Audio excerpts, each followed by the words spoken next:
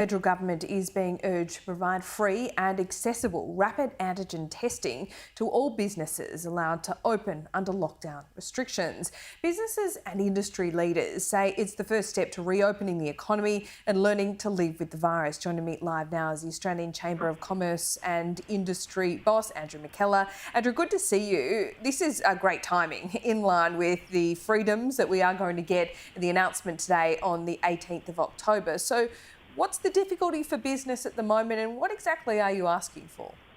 Well, good morning, Laura. Indeed, look, the fundamental priority that we have to be working towards here is opening up the Australian economy, getting to a situation where, as you say, we can remove the restrictions of lockdowns that are clamping business at the moment, clamping the economy and having such a wide impact across our community. So we have to open up domestically, we have to open up internationally. To do that, we need all the tools at our disposal, and rapid testing is part of that. We've seen that in other countries around the world, so we have to learn from what happened with the delay in getting vaccines. We have to move now to make sure that all of those options are available as we move towards opening up the Australian economy. Rapid testing is part of that, and you can see that from the experience elsewhere. Well, at the moment, the TGA is only approving rapid antigen testing for health officials to be able to actually conduct these tests. What we see overseas is at-home tests, so people doing them individually. Do you think that would help, and why would it help business, do you think? Well, it would help dramatically, and here it needs to be freely and widely available. So the costs of this need to be met by government, just as they are paying for PCR testing at the moment, which is much more expensive, just as they're paying hundreds and hundreds of millions out for assistance to business and individuals. This is a way to move to a different stage, to get to the point where businesses can get back open. They can start serving their customers. They can start getting some cash flow back in again. But here we need to move very quickly to that. We need to make it widely available. Yeah. It needs to be accessible. In the UK, you've got 14-year-old children administering these tests themselves and getting results. So there's no reason why we can't get to that situation here.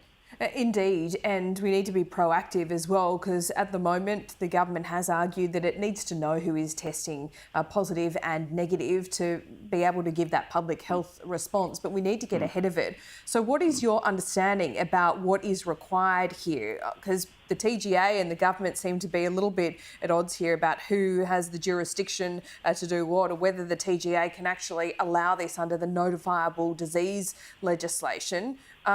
Parliament doesn't sit for another 6 weeks. So what is your understanding about the roadblocks in the way at the moment? Well, look, as you've described, it's a very complex situation. And honestly, this is a national emergency. We've got to cut through. We've got to take action quickly. Of course, the federal government has got to press for these tests to be available and to be able to be used widely. Ultimately, yes, we've got to get to a situation where you don't require a medical practitioner to administer one of these tests. Of course, it's important that the results are being reported and reported accurately.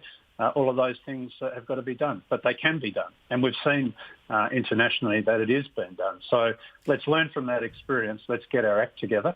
Let's show that there is leadership. And take the initiative and get out there and make sure that we have all of those tools available to the community to get back to the sort of lives that we want to live.